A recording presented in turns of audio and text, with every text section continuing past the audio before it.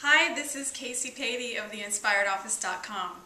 And I was at an event this week with a friend, not a professional event, not a networking event, where somebody, of course, asks, what do you do? So I explain, I organize messy offices, and that always gets people's attention. It's not an answer you hear every day. And then he asked a question. He said, what is your #1 office organizing tip? What is your all-time favorite tip? If you could only give one tip on how to keep an office organized, what would it be? And the funny thing is, the friend I was with knows me so well and knows my business so well that she said, wait, I can answer this for her. And she nailed it. We both had the same answer in mind. And that answer was, chuck your filing cabinet. If you have a filing cabinet that's either bursting at the seams or empty or you haven't opened it in years, don't use it. A lot of people expect me to come in as an office organizer and say, just put everything in a filing cabinet. If you have a room full of paper, maybe you need more than one filing cabinet.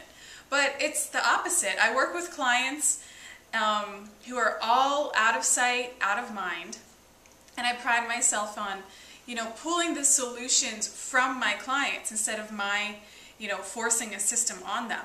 So they expect me to come in and tell them to get more filing cabinets, but almost every time I say, we'll use your filing cabinet if we have enough archives, if there are enough papers that you need to store for, one day maybe, or just in case I get audited, put that away in a filing cabinet.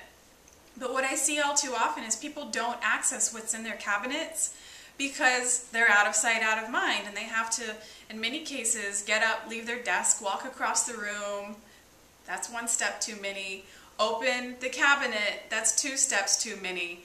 And it sounds silly, but there should be no obstacles between you and your files. So in many cases, a client will have a tower of 4 file drawers, or maybe a second that brings them up to 6 or 8 file drawers. And we can usually get them down to no filing cabinets, no file drawers, or just 1 or 2. So you ask, if I'm not using a filing cabinet, what am I using? And the answers to that are endless.